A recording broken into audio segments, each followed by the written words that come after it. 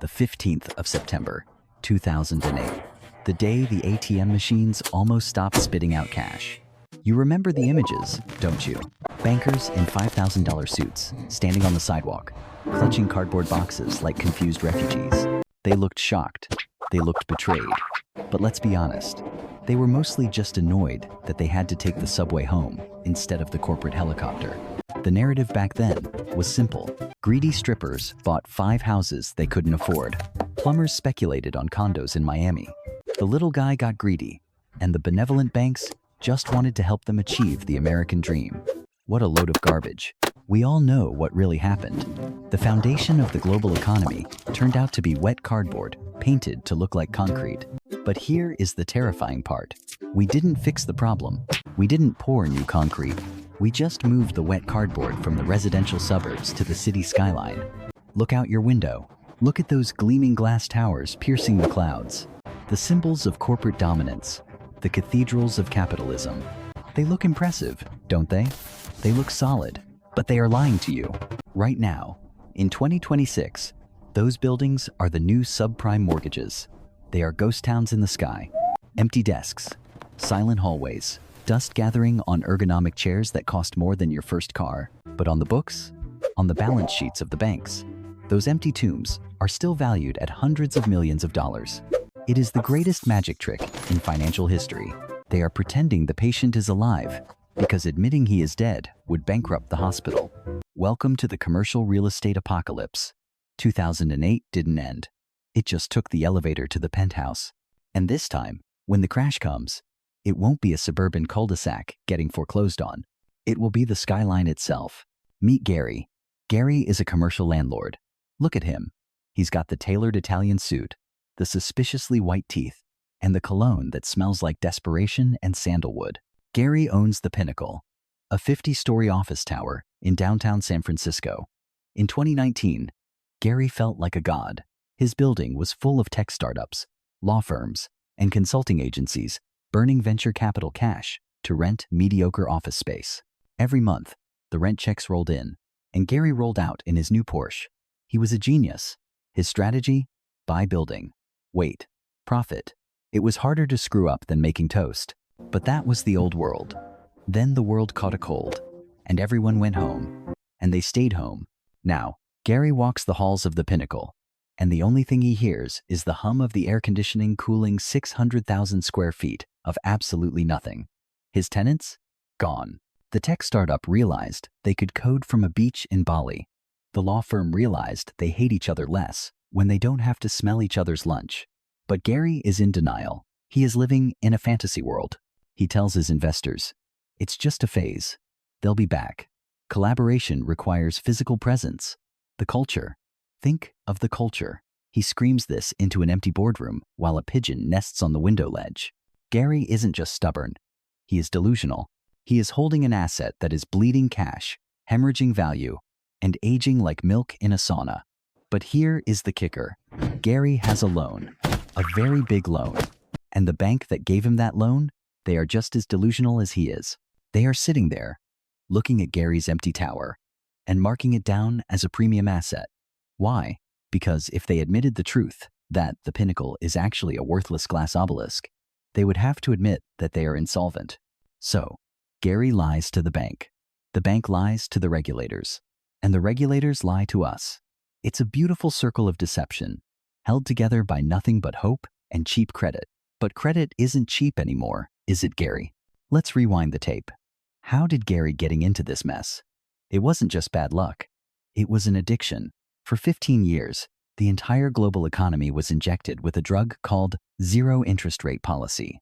Money was free. Literally free. You could borrow $100 million for the price of a ham sandwich. And when money is free, people do stupid things. They don't build businesses. They build monuments. Developers went manic. Cranes in the sky were the new national bird. Austin, Miami, New York, London. Every city became a construction site. They built towers for workers who didn't exist. They built retail spaces for shops that would never open. It was a gold rush, but nobody checked if there was any gold. They just liked selling the shovels. It was a party, a frenzy, a hallucination. Buy, build, borrow, repeat. The valuations only went up. It was impossible to lose until the music stopped. The Federal Reserve, realizing they had turned the economy into a casino, decided to flip the lights on. They hiked interest rates. Boom. The free money faucet didn't just turn off, it rusted shut. Suddenly, that loan Gary took out at 3%, it's refinancing at 8%.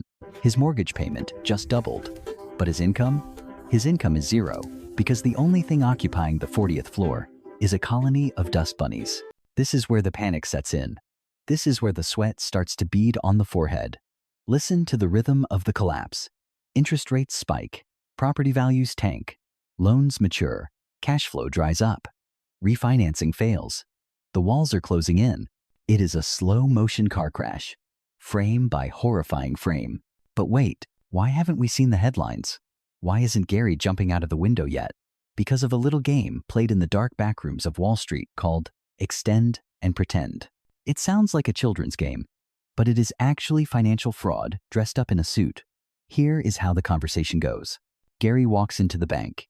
He is sweating. He sits down across from the banker. Gary says, "I can't pay the loan. The building is empty. Take the keys." The banker looks at the keys like they are radioactive. He doesn't want the building. If he takes the building, he has to write down a $50 million loss. His bonus disappears. His stock price crashes. The regulators start asking questions. So the banker smiles and says, "Gary, relax. Keep the keys. We will just pretend the loan isn't due yet. We will extend the deadline for another year. We will pretend the building is still worth what you paid for it." Gary asks, "But it's not. It's worthless." The banker replies, "I know. You know. But as long as we don't write it down on paper, nobody else knows. Now get out of my office." See? Magic. They kick the can down the road. But the road has ended, and the can is now the size of an oil tanker. The sheer volume of debt coming due this year is not a wave. It is a tsunami. And you cannot extend and pretend your way out of a tsunami. You can only hold your breath and pray. Let's crack open the black box. How exactly does a 50-story skyscraper go from being worth $500 million to being worth less than the dirt it stands on? You might think value is determined by something logical, like how much rent the building collects. That would be adorable. But in the twisted world of commercial real estate, value is often determined by vibes and a spreadsheet formula that is currently broken. Think of it as Schrodinger's office building. As long as Gary doesn't sell the building and the bank doesn't foreclose on the building, they can both agree that the building is inside a box, alive and well, worth a fortune. They are marking to fantasy. But the moment Gary is forced to sell, he opens the box, and he finds a dead cat. Here is the simple math that is killing them. It is called the cap rate. Don't click away. It's simple. It's just the relationship between the rent money coming in and the price of the building. When interest rates were zero, investors were desperate. They would pay a fortune for a building that paid them pennies, because pennies were better than zero. But now you can get 5% risk-free just by parking your money in government bonds. So why would anyone buy Gary's headache of a building with its leaking roof and empty floors, unless it was incredibly cheap? They wouldn't. To entice a buyer now, Gary has to lower the price, not by 10%, not by 20%, but by 50, 60, maybe 70%. It is gravity. When interest rates go up, asset prices must come down. It is a law of physics that Wall Street tried to ignore. And this brings us to the ultimate trap, the refinancing wall. Commercial loans aren't like your home mortgage. You don't lock in a rate for 30 years. Oh no, these are short-term loans, 5 years, maybe 10. And guess what? Trillions of dollars of these loans are expiring right now. Gary borrowed money when rates were here. Now he has to borrow new money when rates are up here. The math doesn't just fail, it explodes. He can't afford the new payments. The building isn't worth enough to secure a new loan. He is trapped in a burning room with no doors, holding a bucket of gasoline. You think I'm being dramatic? You think this is just a bear market campfire story? Look at the scoreboard. This isn't a prediction, it is an autopsy. In San Francisco, a tower that was worth $300 million just sold for $60 million. That is an 80% haircut. That isn't a sale. That is a crime scene.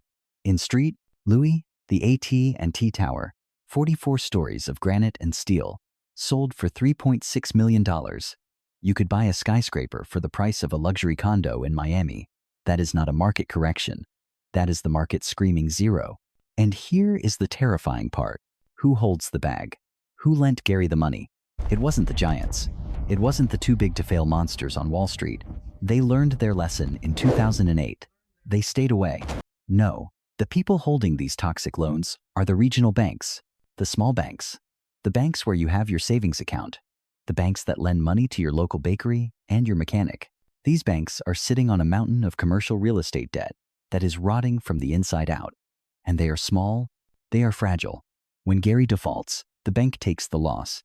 When the bank takes the loss, their capital evaporates. When their capital evaporates, the regulators knock on the door on a Friday afternoon and shut the whole thing down by Monday morning. We saw a preview of this in 2023 with Silicon Valley Bank. Everyone panicked, but that was just a tremor. The earthquake is coming now because extend and pretend has an expiration date, and that date is 2026. The loans are coming due. The buildings are still empty. The interest rates are still high. There is no escape. Picture the boardroom at a regional bank right now. The CEO asks, "How bad is it?" The risk officer looks at the spreadsheet, pale as a ghost. "Sir, if we mark these buildings to their real market value, we are technically insolvent." The CEO asks, "So what do we do?" The risk officer replies, "We pray that nobody notices, but the market always notices." The short sellers are circling like sharks, smelling blood in the water. The stock prices of these banks are ticking down day by day. The fuse is lit, and unlike 2008, the government can't just print money to fix this without causing hyperinflation. They are out of ammo, and the wolves are at the door. So, what does this mean for you? It means the danger isn't over there in some abstract hedge fund. It is right down the street. It is in the regional bank that holds your mortgage. It is in the pension fund that invested your retirement money into a safe real estate portfolio. The dominoes are already falling. You just haven't heard the crash yet because the media is too busy talking about AI and interest rate cuts. Do not get distracted by the noise. Watch the liquidity. Watch the bankruptcies. And if you want to know which domino falls next, you are in the right place. We don't sell you comfortable lies about soft landings. We hand you a helmet and a flashlight. If you appreciate the brutal truth, like this video and subscribe. Join the few who are actually paying attention while the rest of the world sleepwalks off the cliff. There is a deep, dark irony in all of this. For 100 years, humanity thought that progress meant building higher.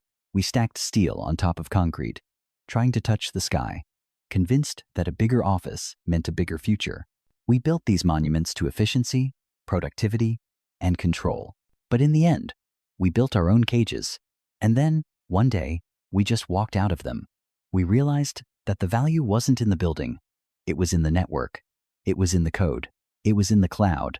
Now, these skyscrapers stand like the pyramids of Giza, magnificent, massive, and completely useless. They are tombs, not for dead pharaohs, but for dead capital. The lights are still on. The marble floors are still polished every night by a ghost crew. But the soul of the building is gone, and it is never coming back. Gary can wait for the market to turn. The banks can extend and pretend until the end of time, but gravity always wins. The party is over. The bill is due, and nobody is picking up the check. Class dismissed.